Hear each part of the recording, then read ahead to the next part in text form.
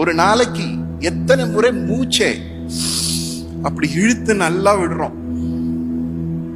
என்னைக்காவது அதுக்காக கடவுளுக்கு தேங்க் பண்ணியிருக்கோமா? யோசிக்கவே மாட்டோம். அதனுடைய அருமை எப்ப தெரியுமா? ஐசியூல போய் படுத்துக்கும் பொழுது.